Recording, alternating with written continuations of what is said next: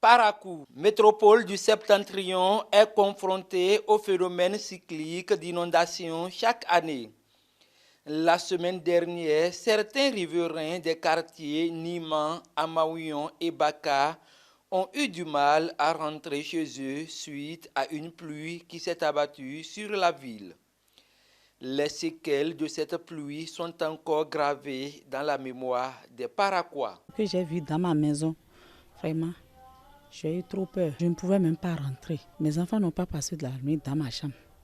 C'est chez une voisine, elles ont passé la nuit. On peut appeler cette pluie-là une catastrophe naturelle avec d'énormes conséquences. Comme vous le constatez déjà à côté de moi, à droite, comme ça vous voyez, jusqu'à l'heure nous sommes là. L'eau s'est encore stagnée, ce n'est pas encore complètement parti. Pendant la pluie, là, pour rentrer à la maison, c'est problème. Et ceux qui sont dans la maison là-bas, pour sortir, même pour venir rejoindre la voie ici aussi, c'est problème. L'eau là, ça rentre dans les maisons en désordre. Chez nous, par exemple, là, non. L'eau a envahi totalement la maison. La dernière maison qui est tout à fait à gauche là. Les dégâts causés par cette pluie sont énormes dans les quartiers touchés par l'inondation.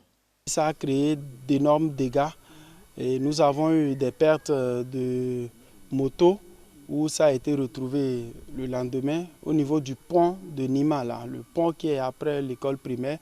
Même chose au niveau du pont de Bijou. Les voies étaient impraticables, mais ceux-là qui se sont entêtés, qui ont pris par ces chemins-là, ont subi. Au quartier Niman, dans le 2e arrondissement, les sinistrés ont bénéficié du soutien de la population. La population est venue au secours de ceux qui ont été sinistrés. Par exemple, ceux dont les maisons, les chambres ont été envahies par l'eau. Des riverains expliquent ce phénomène d'inondation par l'absence des caniveaux. S'ils ont arrangé les voies là, vraiment, je vois que ça va aller. L'eau quitte du pont et ça rentre dans nos chambres. On a eu une seule caniveau de l'autre côté. Il n'y a pas de caniveau à la descente. Obligé, l'eau va rentrer dans les chambres. S'il y a un deuxième caniveau maintenant, et si c'est goudron ou pavé, ils ont fait, vraiment, je vois que ça ira bien. Mais sans ça, on aura toujours problème chaque année. Une affirmation que rejette l'autorité du 2e arrondissement. Pour lui, cela est dû à l'incivisme de certains riverains.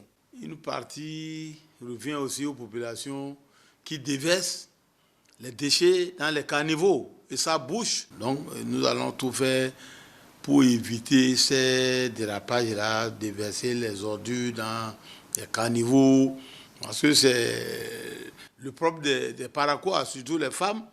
Le chef du 2e arrondissement de la ville de Parakou déconseille à tous des sorties pendant qu'il pleut afin de préserver sa vie et celle de sa famille. Seule alternative pour lui qui permet de se préserver de tous les dangers.